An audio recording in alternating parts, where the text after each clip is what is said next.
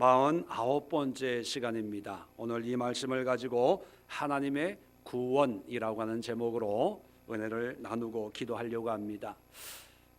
49장의 전체의 내용을 우리가 잠깐 살펴볼 텐데, 이 49장의 말씀을 이해하려면 1절부터 나와 있는 나를 부르셨고 내 어머니 내 이름 내 입을, 또 3절에 내게 이르시되, 4절에 나는 이라는 어떤 사람이 등장합니다.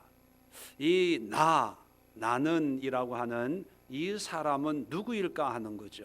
이것이 정리가 돼야 그 다음에 하나님과 대화하듯이 그런 내용들이 전개가 되는데 쉽게 이해를 할 수가 있습니다. 나는 누구일까? 문맥상으로 보면 이사야를 가리킵니다. 왜냐하면 이사야가 이 말씀을 쓰고 있고 대언을 하고 있기 때문에 나는 하면 이사야 이렇게 생각할 수가 있습니다. 또 상황적으로 보면 3절에 내 영광을 내 속에 나타낼 이스라엘이라, 이스라엘이라고 하는 걸 보니까 유다 백성들, 지금 계속해서 하나님께서 책망하시고 징계하시고 바벨론 포로로 끌려가는 그런 고난 가운데 있는 이스라엘 백성. 그런데 그냥 이스라엘 백성이 아니라 문맥의 내용을 보면 정말 환난과 핍박 가운데서도 사람들은 다 우상 숭배하고 있지만 그래도 하나님의 구원을, 하나님의 간섭하심을, 믿음을 지키려고 애를 쓰고 있는 그런 믿음의 사람들을 가리킨다, 이렇게 해석을 할 수가 있습니다. 세 번째로는 이 구속사적 해석인데, 나는이라고 하는 것은 바로 장차 올 메시아, 근본적인 회복을, 이스라엘에게 회복을 주고 구원을 줄 메시아, 곧 예수님이다, 이렇게 해석을 합니다. 그래서 이 42장에도 예수님의 예언적인 말씀이 나오는 것처럼 49장도 예수님의 사역의 예언적인 내용이다, 이렇게 해석을 합니다. 무엇이 맞다 틀리다 할 수가 없이 다 이런 세 가지 요소가 포함이 되어 있습니다. 공통적인 것은 뭐냐 하면 이사야나 믿음으로 사는 유대인들이나 장차올 메시아이신 예수님이나 공통적인 것은 뭐냐면 환난과 역경 가운데서도 하나님의 믿음을 끝까지 지키는 자들이라는 거죠. 지금의 환경은 힘들고 어렵고 또 연난과 훈련 가운데 있지만 그럼에도 불구하고 끝까지 믿음을 지키는 사람, 이런 사람들을 향해서 하나님이 이제 말씀하시는 그런 내용들이 나옵니다. 자, 그러면 나라는 존재가 누구인가를 우리가 대충 알았습니다. 이사야일 수 있고 믿음의 유대인들일 수도 있고 또 메시아일 수도 있다. 그런데 이런 세 부류의 사람들이 지금 환경은 어떤 환경입니까? 좋은 환경이에요? 힘들고 어려운 환경이에요? 힘들고 어려운 환경이에요. 자, 마찬가지로 이 세 부류의 사람들 속에 오늘날 이 말씀을 믿음으로, 하나님의 말씀으로 믿고 믿음 생활하는 우리 믿음의 사람들도 나라고 하는 이 부류에 속할 수가 있는 거예요. 왜요? 아까도 말씀드렸지만 공통점이 뭐예요? 어렵고 힘들지만 믿음으로 살려고 하는 사람이니까. 그러니까 우리뿐만 아니라 모든 믿음의 세대에 믿음으로 살아가려고 하는 모든 사람도 나에 포함이 됩니다. 자, 그런데 문제는 뭐냐 하면 믿음으로는 살지만 현실 속에서는 고난과 고통과 아픔과 때로는 극심한 이유를 알 수 없는 그런 문제 가운데 고통을 당할 때가 있습니다. 자, 이럴 때 우리도 사람인지라, 엘리야도 사람인지라 두려움 속에 열심히 특심히 주님을 섬겼지만 죽기를 원합니다. 차라리 내 생명을 가져가시옵소서라고 하는 낙심이 찾아올 수가 있지요. 49장을 보면요, 이 나라고 하는 사람이 하나님 앞에 4가지 질문을 던집니다. 이 질문에 하나님이 대답을 하세요. 자, 이걸 통해서 우리 믿는 자에게 하나님은 어떤 구원을, 어떤 약속을, 어떤 일을 이루어 가시는가, 그것을 우리가 함께 살펴보면서 말씀드린 것처럼 힘들고 어려운 상황 속에 믿음으로 살아가는 나에게, 여러분에게, 한 분 한 분에게 여러분 속에 있는 그 안타까움, 답답함, 힘듦 속에서 하나님이 어떻게 일하고 계시고, 여러분들에게 뭐라고 말씀하고 계시고, 여러분들에게 어떤 보장을, 약속을 하고 있는가, 오늘 함께 그 음성을 듣고 하나님의 말씀으로 기도하는 시간을 가지려고 합니다. 먼저 4절에 보면 이런 말씀이 있습니다. 자, 나는 말하기를 내가 헛되이 수고하였으며 무익하게 공연히 내 힘을 다하였다 하였도다. 자, 1절, 2절, 3절의 내용은 뭐냐면 하나님께서 내가 너를 기억한다, 태중에서부터 부르셨고 내 이름을 기억하며, 2절에 날카로운 칼같이 하나님이 다듬어 가신다는 거예요. 3절에는 나의 종이요 내 영광을 내 속에 나타낼 이스라엘이라 승리자다, 이렇게 말씀을 하셔요. 그런데 이럴 때는 아멘을 해요. 그런데 환경을 보면, 현실을 보면 그게 아니거든요. 힘들고 괴롭고 고통스러워요. 자, 그러다 보니까 4절에 무슨 말을 하냐면 내가 헛되이 수고하였으며 무익하게 공연히 내 힘을 다하였다. 한마디로 얘기하면 이게 무슨 의미냐면, 믿는 건 믿는 거지만 그래도 믿음으로 살려고 아둥바둥해도 별 수 없지 않냐. 열심으로 산다고 하지만 환경을 보니까 내 기도가, 내 열심이, 내 수고가 아무 의미 없는 게 아닌가. 공연히 내가 내 힘을 다 해가지고 이렇게 아둥바둥하는 게 아닌가, 그렇게 얘기한다는 거예요. 여러분 또 이런 때 없었어요? 진짜 굳이 내가 이렇게 할 필요가 있나? 내가 뭐 대단한 부귀영화를 누린다고 괜히 이렇게 애쓰고 노력하고 이러는 거 아닌가?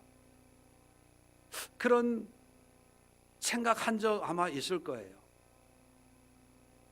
그러면서 계속해서 한마디 더 덧붙이는 게 뭐냐면, 참으로 나에 대한 판단이 여호와께 있고 나의 보응이 나의 하나님께 있느니라. 이게 뭐냐면 문자적으로는 멋있지만요, 이런 말의 의미는 뭐냐면, 그래 내가 기도한다고 환경이 바뀌어지는 게 아니고, 그래 믿음으로 살다 보면 하나님이 알아주시겠지,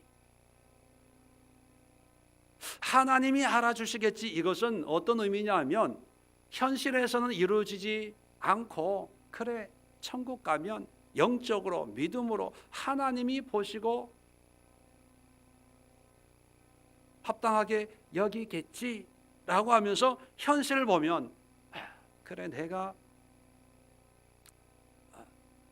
괜한 짓거리를 하고 있어, 헛수고하는 게 아니야, 뭐 이런 생각을 하고 있다는 거예요. 옛날의 기억이 새롭죠. 이랬을 때가 있었잖아요. 없는 것처럼 시침이 뚝 떼고 있는데, 자, 이런 사람에게, 나에게 하나님이 5절 보십시오. 이제 여호와께서 말씀하시나니, 자 5절에 말씀을 합니다. 뭐 자세하게 읽을 시간은 없고요. 그는 하나님을 얘기하죠. 말씀하시나니 태에서부터 나를 그의 종으로 지으시니요 야곱을 그에게서 돌아오게 하시는 이시니. 자, 야곱, 방황하다가 20년 동안 방황하다가 다시 하나님의 약속의 언약의 자리로 돌아오게 인도하시는 그런 하나님이시고, 제일 끝에 보면 나의 하나님은 나의 힘이 되셨도다. 그러나 하나님이 나의 힘이다. 그렇게 말씀하는 거예요. 6절에 보세요. 그가 하나님이 이렇게 말씀합니다. 내가 나의 종이 되어. 끝에 너는 이방의 빛으로 삼아 나의 구원을 베풀며 땅끝까지 이르게 하리라. 지금 환경은 어렵고 힘들지만 하나님이 나를 이렇게 택했기 때문에 이방의 빛으로 나를 통해서 구원을 베풀어 가실 거라는 거예요. 내 눈에는 안 보이지만, 나는 낙심하지만 하나님은 환경 때문에, 내 형편 때문에 나를 향한 하나님의 계획이 흔들리고 바뀌는 것이 아니라 1절, 2절, 3절에 말씀하신 그것이 5절, 6절 그리고 7절도 보세요. 이스라엘의 구속자, 이스라엘의 거룩한 이신 여호와께서, 하나님이 사람에게 멸시를 당하는 자, 백성의 미움을 받는 자, 관원의 종이 된 자에게, 이 사람이 누구라고요? 우리라는 거예요. 이사야일 수 있고, 믿음으로 사는 핍박당하는 유대인일 수 있고, 그리고 장차 오실 메시아, 우리에게는 오신 예수님의 모습일 수 있습니다. 자, 이렇게 정말로 핍박 가운데 있지만 보세요. 왕들이 보고 일어서며 고관들이 경배하리니 이는 이스라엘의 거룩하신 이 신실하신 여호와가 그가 너를 택하였습니다. 지금은 힘들고 어렵고 고난 가운데 무시당하고 멸시당하고 미움받고 세상의 종처럼 살고 있지만, 하나님이 우리를 택했기 때문에 결국은 하나님이 구원하시니까 낙심하지 말라는 거예요. 한탄하지 말라는 거예요. 괜한 짓거리 하고 있다. 이 때에 나가서 돈 벌어야지. 뭐 교회 가서 기도한다고 내가 왜 이러고 있지? 내가 헛한 짓거리 하고 있는 게 아니야? 뭐 이런 생각하지 말라는 거예요. 하나님이 나를 택하시고 부르시고, 그리고 나를 통해서 구원의 도구로, 수단으로 사용하실 거라는 거예요. 그러니까 비록 네가 미움당하고 핍박당하고 고난당하고 멸시당하고 있는 환경에 있다 하더라도 낙심하지 마라. 왜냐? 환경이 좋아질 거란 기대 때문이 아니라 하나님이 나를 택했다는 거예요. 구속했다는 거예요. 그가 너를 택하였음이니라. 여러분, 낙심한 사람에게 하나님이 뭐라고 말씀합니까?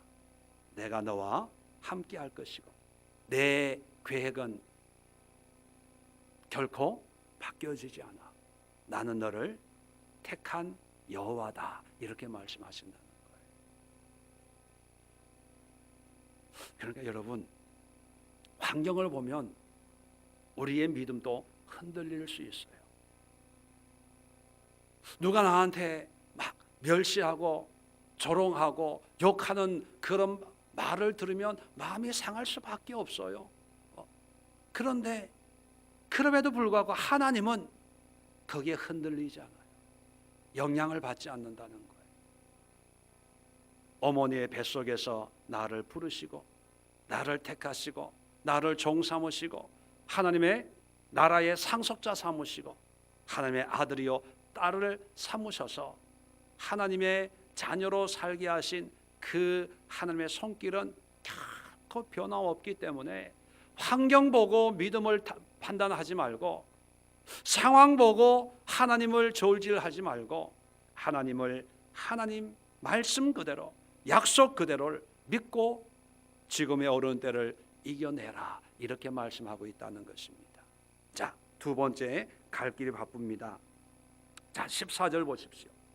14절에 또 집에 가서 8절, 9절, 10절, 13절 이것도 한번 읽어보세요. 힘이 돼요.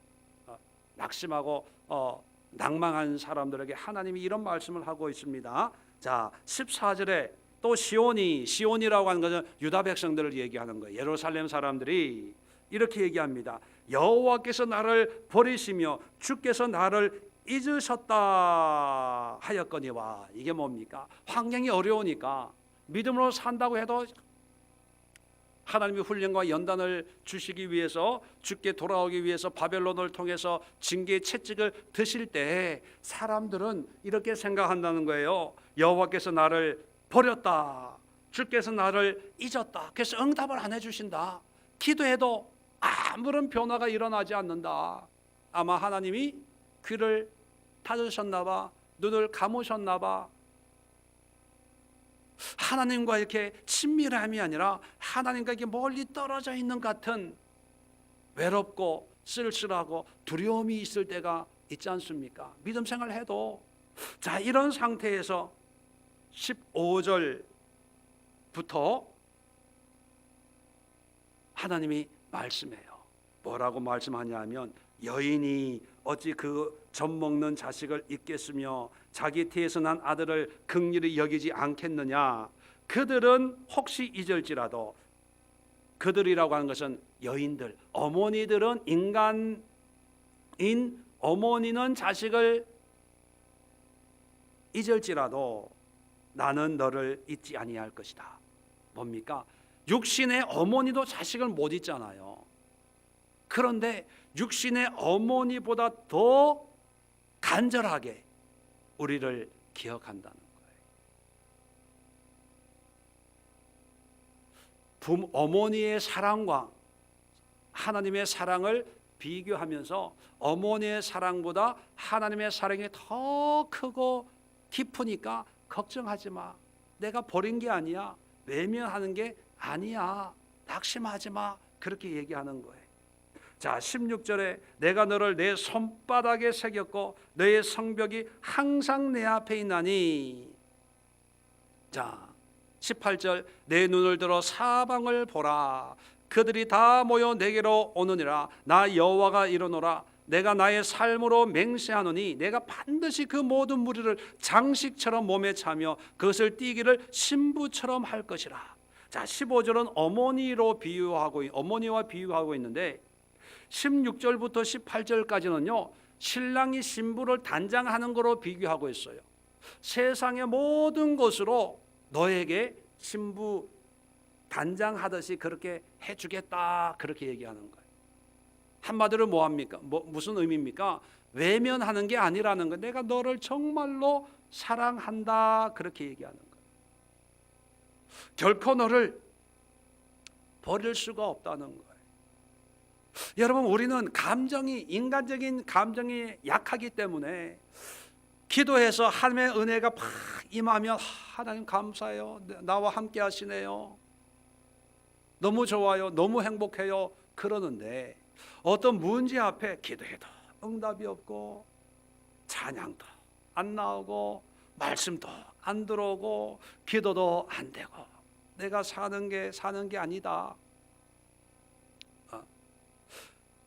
이 모든 힘이 빠졌을 때 하나님 나를 버리셨나? 하는과 나는 상관이 없는 건가? 뭐 별의별 생각을 다 할 때가 있어요. 그럴 때 하나님이 오늘 이 말씀을 통해서 아니야, 너의 어머니는 너를 버렸지만 나는 너를 버릴 수 없고 너는 나의 신부라는 거예요. 언젠가는 가장 좋은 것으로, 비록 세상이 너를 집어삼키려고 하지만 내가 그 세상을 뒤바꿔 가지고 세상의 것으로 내가 너를 장식처럼 내가 너를 아껴줄게. 그런 하나님의 사랑의 고백이 있는 것입니다. 19절 보십시오. 이는 내 황폐하고 적막한 곳들과 내 파멸을 당하였던 땅이 이제는 주민이 많아 좁게 될 것이며 너를 삼키던 자들이 멀리 떠날 것이니라. 자, 이 주민이 지금은 다 뿔뿔이 흩어졌는데 하나님이 회복해서 하나님의 사랑으로 주민이 많아져서 네가 사는 그 땅이 이제 좁게 될 것이고 너를 핍박하던 사람들이 다 떠나게 될 것이라는 거예요. 20절에 자식을 잃었을 때 낳은 자녀가 후일에 내 귀에 말하기를 이곳이 내게 좁으니 넓혀서 내가 거주하게 하라. 무슨 뜻입니까? 복을 받는다는 거예요. 자녀들이 많아져서 지금 우리 이 집이 좁으니까 우리 넓은 집으로 이사 갑시다. 우리가 사는 이 지역이 좁으니까 넓은 땅으로 갑시다. 이 회사가 이제 좁으니까 큰 회사로 또 옮겨갑시다. 이렇게 한다는 거예요. 그러니까 지금은 뭐 응답이 되니 안 되니, 하나님이 나를 사랑하니 안 사랑하니, 뭐 원망도 하고 불평도 하지만 하나님은 변함이 없다는 거예요. 하나님은 여전히 우리에게 주신 그 약속의 말씀을 우리를 하나님의 때에 이루기 위해서 하나님은 준비하고 있기 때문에, 환경 때문에, 현실 때문에, 상황 때문에 낙심하지 말라는 거예요. 자, 세 번째, 21절에 또 이렇게 했는데도 또 이 사람이 이렇게 얘기합니다. 내가 내 마음에 이르기를 누가 나를 위하여 이들을 낳았는고, 나는 자녀를 잃고 외로워졌으며 사로잡혀 유리하였거늘 이들이 누가 양육하였는고, 나는 홀로 남았거늘 이들이 어디서 생겨났는고 하리라. 이게 뭐냐면 하나님이 이렇게 이렇게 회복시키고 구원한다고 약속을 해요. 그런데 현실은 변화가 있어요, 없어요? 없어요. 그러니까 하나님의 응답은, 말씀은, 또 말씀을 통해서, 설교를 통해서, 기도를 통해서 하나님의 회복, 그래, 하나님은 나를 축복하시고 인도하실 거야 라는 응답은 받았지만, 할렐루야 하면 감사합니다, 눈물 콧물 흘리면서 이렇게 닦고 감사합니다 하고 눈을 딱 떠보니까 현실은 똑같은 거예요. 집에 가니까 똑같은 문제가 그대로 있는 거예요. 자, 그럴 때 무슨 생각이 들어요? 언제 그런 일이 일어나겠냐? 어떻게 그런 일이 일어나겠냐? 어떻게 하나님이 나를 이렇게 멸시받는 나를 무슨 수로 나를 다시 세우겠느냐? 지금까지 자녀 잃고 외롭고 사로잡혀 유리하였거늘, 유리한다는 말 아시죠? 방황하는 거예요. 떠돌이 생활을 했는데 이들을 누가 양육하고 하나님이 다시 회복시켜 주신다는 그 자녀들을 누가 양육하겠냐는 거예요. 왜냐하면 나는 홀로 있는데, 나는 지금 가지고 있는 게 아무것도 없는데 무슨 수로 어떻게 그렇게 하겠냐? 하나님의 말씀을 믿어요, 안 믿어요? 안 믿어요. 자, 첫 번째, 내가 괜한 짓 했다 그러고, 두 번째 또 뭐라 그래요? 하나님이 나를 버렸다, 나만 홀로 남았다 그래. 또 세 번째, 오늘 21절 보니까 나는 혼자 남았는데 어느 세월에 그런 일이 생기겠냐 이러고 있어요. 그러면 내가 하나님이면은요 아마 화냈을 거예요. 체하라, 관둬라 뭐 이랬을 텐데, 보세요. 22절에 보니까 이 말을 듣고 22절 주 여호와가 이같이 이르노라 하나님의 말씀하세요. 내가 문 나라를 향하여 내 손을 들고 민족들을 향하여 나의 기치를 세울 것이라. 그들이 내 아들들을 품에 품고 내 딸들을 어깨에 메고 올 것이다. 23절에 왕들은 내 양부가 되며 왕비들은 내 유모가 될 것이며 그들이 얼굴을 땅에 대고 내게 절하고 내 발에 티끌을 핥을 것이니 내가 나를 여호와인 줄을 알리라. 나를 바라는 자는 수치를 당하지 아니하리라. 뭡니까? 하나님이 세계에 흩어져 있는 그런 유다 족속들을 다시 끌어모아 주겠다는 거예요. 지금 네 눈에는 안 보이지만 때가 되면 내가 모으겠다는 거예요. 내가 하겠다는 거예요. 그러면서 마지막 말에 나를 바라는 자는 수치를 당하지 아니하리라. 끝까지 하나님을 믿고 바라고 믿음으로 살아가는 사람은 반드시 내가 부끄러움 당하지 아니하도록 회복시켜주고 구원을 해준다는 거예요. 그러니까 믿으라는 거예요. 네 능력을 믿지 말고, 네 지혜를 믿지 말고, 너의 경험을 믿지 말고 나를 믿으라는 거예요. 아마 이 사람들 생각에는 내 능력으로 뭔가 가정을 일으키고 회사를 일으키고 어떤 기업을 일으킬 생각을 하는 거예요. 그러니까 돈이 없는 거예요. 사람이 없는 거예요. 인맥이 없는 거예요. 경기가 안 좋은 거예요. 그런데 하나님의 경륜은 그게 아니라 세계 왕들이 스케일이 달라요. 왕들이 내 양부가 되고 왕비들이, 세계에 있는 왕비들이 유모가 되어가지고, 다시 말하면 이런 거예요. 바벨론 포로로 끌려가게 했는데 이 계획은 뭐냐면, 이 이스라엘 땅에 있으면 이들이 제대로 하나님을 알고 예배할 신앙이 회복이 안 되니까 바벨론 왕과 왕비 세계 뿔뿔이 흩어지게 만든 거예요. 그러니까 끌려가는 사람은 포로로 끌려갔다고 하지만, 그렇게 생각하지만 하나님 입장에는요, 맡기는 거예요. 우리 내 자녀들을 이 날에도 맡기고 저 날에도 맡기고 해가지고 양육시켜가지고 때가 되면 다시 데리고 오는 거예요. 하나님의 계획과 우리의 계획이 다른 거예요. 하나님의 목적과 우리의 목적이 다르고, 하나님의 생각하고 있는 것과 우리가 생각하고 있는 게 다 달라요. 그런데 우리는 우리 수준으로 자꾸 생각하니까 그런 게 어디 있어, 이런 게 어디 있어, 자꾸 그러는 거예요. 화요일 날 우리 남자분들하고 성경 공부하잖아요. 창세기부터 공부해 나가는데 성경이 쓰여지고 성경에 있는 이런 사건, 이 기사들을 하나씩 이제 공부해 나가고 있거든요. 그런데 사람들은 뭐냐면 고고학적으로, 뭐 물리학적으로, 천문학적으로 다 하면서 안 돼, 아니야 그래요.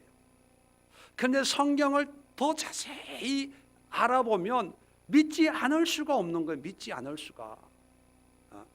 여러분, 어떤 사람들은 창세기, 모세오경 창세기는 모세가 썼다 이렇게 생각을 해요. 자, 모세가 썼다 이렇게 생각하는 순간부터 무슨 생각이 들어오냐면, 모세는 천지 창조할 때 아담 하와 살 때 없었는데 어떻게 아냐는 거예요. 어떻게 알고 모세오경을 썼냐는 거예요. 그러니까 모세는, 어떤 사람은, 믿음 좋은 사람은요 이렇게 생각합니다. 성령께서 감동을 줘가지고 줄줄 쓰게 했다는 거예요. 성령의 감동, 그런 감동이 아니에요. 눈만 감으면 태초에 말씀이 있습니다. 이게 첫째 날, 둘째 날, 셋째 날 아담이 만들어지고 하와가 만들어지고 가인과 아벨, 가인이 아벨을 죽이고, 성령의 감동으로 그랬나 보다. 그래서 모세오경, 여러분 이거는 몰라도 너무 모르는 거예요. 너무 상상력이 풍부한 거예요. 어떻게 썼는지 아세요? 궁금하면 다음 기회에. 궁금하면요 남편들을 보내세요. 남편들을. 여러분 창세기 5장에 보면 족보가 나와요. 아담부터 노아까지 족보가 나오는데, 아담이 930세인가 그렇게 죽었어요. 아담이 죽을 때 그 아담의 자손이요, 우리는 우리 스타일로, 우리 스케일로는 많아봐야 3대, 길어봐야 4대가 한 가정에 있어요. 그러니까 증조 할아버지와 손자는 그저 얘기도 못하는 그런 수준의 생각을 가지고 있는데, 여러분 아담이 죽을 때 노아가 태어나기 바로 전이에요. 노아의 아버지가 56세 때, 노아의 아버지가 이름이 라멕인데 8대 후손입니다. 8대, 아담으로부터 8대예요. 아담이 죽을 때 그 8대 손이 56세였어요. 56세에 죽었어요. 그러면 아담이 하나님으로부터 천지 창조의 이야기를 듣고 자기가 태어난 것, 하와가 태어난 것, 그리고 자기 가정에 있었던 이런 이야기들을요 살아가면서 라멕 8대까지 한 집안에서 그 얘기를 하는 거예요. 그 얘기를 듣고, 고대 때는 TV도 없고 인터넷도 없고 이 언어도 다양하지가 않아요. 오늘 밥 먹었다, 된장찌개에다 밥 먹었다 그러면요 8대가 뭐냐면 800년 기간이에요. 800년 동안 그날 저녁은 된장찌개 먹어서, 이게 8대가 800년 동안 똑같은 얘기를 서로 공유하는 거예요. 왜요? 증인이 살아있잖아요. 노아부터 아브라함까지가 500년 정도 돼요. 노아의 그 홍수 사건이 생생하게 문자 그대로, 사건 그대로 충분히 전달될 수 있다는 거죠. 무슨 얘기냐 하면 우리식으로 성경을 보지 말라는 거예요. 우리 관점에서 성경을 보면, 이게 여러분 성경은 과학책이 아니에요. 지질학 책이 아니고 고고학 책이 아니에요. 성경은 뭐예요?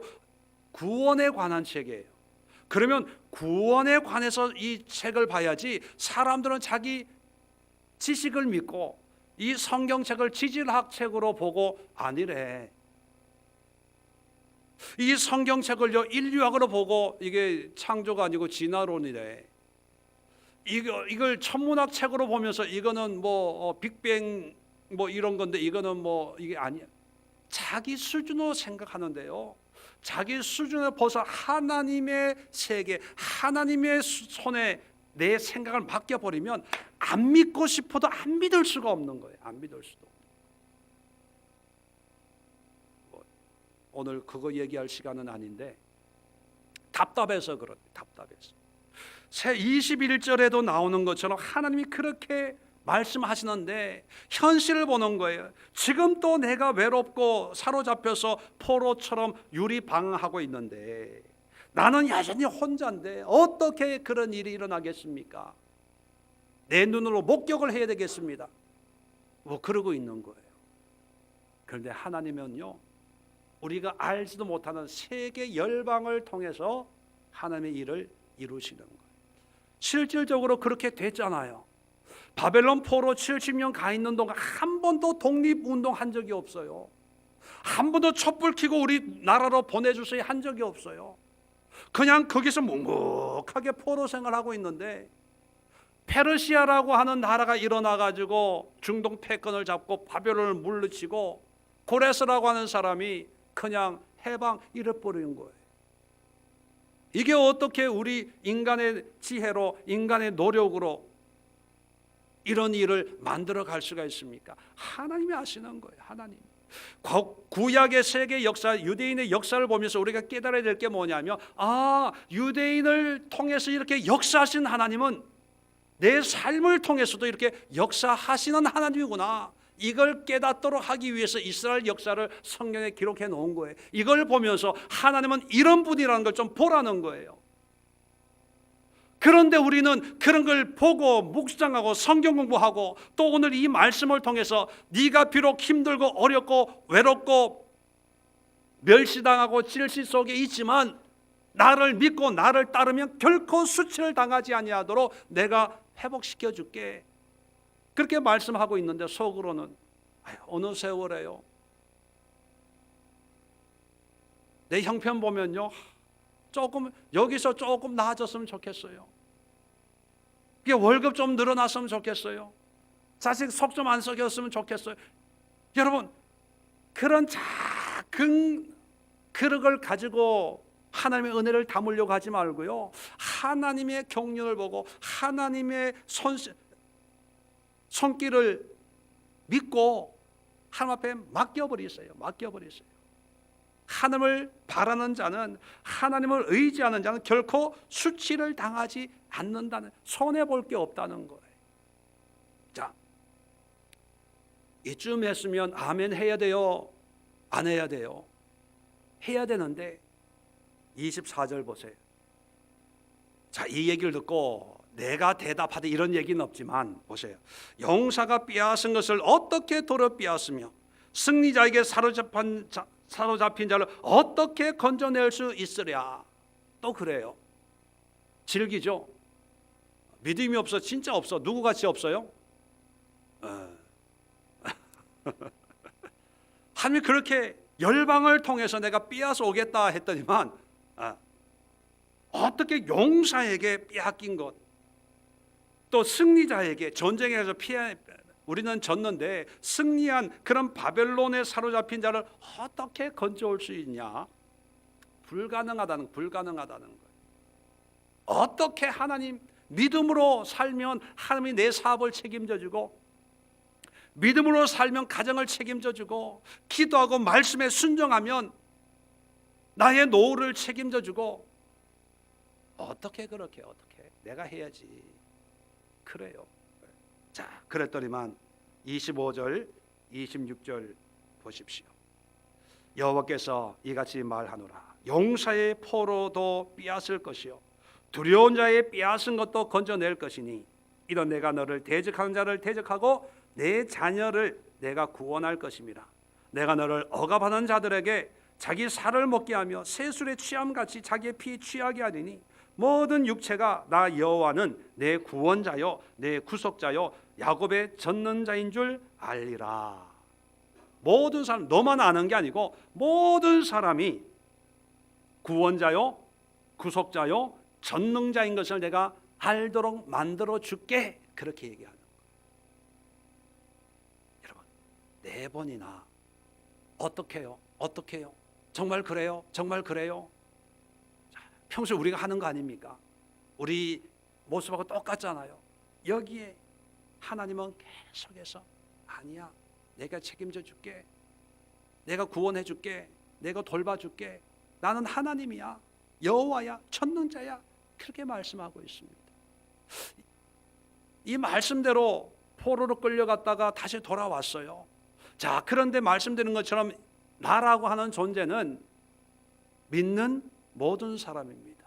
믿음으로 살려고 하는, 그 믿음으로 살려고 하는 사람이 환경 가운데, 상황 가운데, 문제 앞에서 낙심하고 절망되어 있을 때 이런 사람들에게 하나님의 구원을, 하나님의 위로를, 하나님의 회복을 끊임없이 말씀하고 있는 이 하나님의 마음을 우리가 안다면 이런 결론에 도달할 수가 있습니다.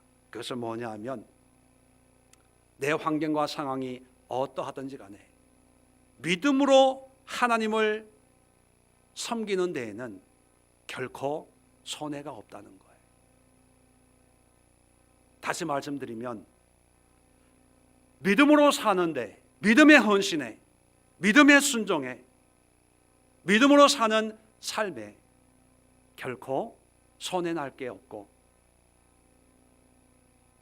부끄러운 일을 당할 일이 없다는 거예요. 왜요?